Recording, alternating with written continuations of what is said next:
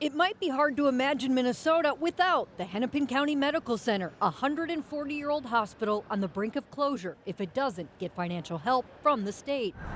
The clock ticking as the legislative session winds down. Saya Nickpay Yes. watching it closely. It's been a wild ride. The U of M health policy professor says safety net hospitals like HCMC are being hit especially hard right now, caring for anyone regardless of their insurance coverage, driving up what's called uncompensated care. It is harder and harder for public hospitals to kind of keep doing what they're doing and keep serving as core safety net providers in a market that is just changing so much. The problem is complicated, but one Nick Pay says dates back to 2023 when the pandemic ended, triggering changes to government programs. So Medicaid goes down and we start seeing that uninsured and self-pay amount go up.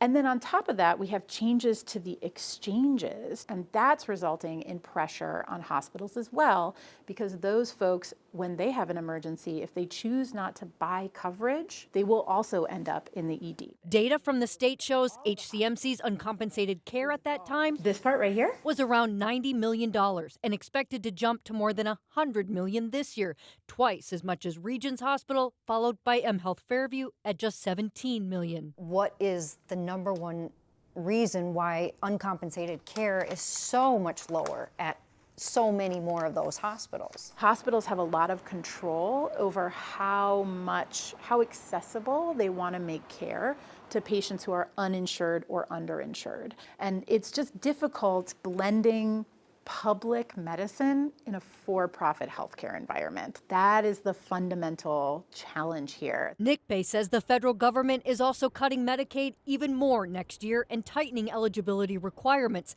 as well as pulling back a mechanism that had raised the hospital's reimbursement rates. I think there are a lot of things about its performance that are just not really in HCMC's control. A hard problem to solve, but one people here hope can happen soon. In Minneapolis, Jennifer Hoff, KARE 11 News. Well, lawmakers on both sides of the aisle agree funding the hospital is a priority, but they're still weighing several options, including using revenue from the general fund and a 1% sales tax increase.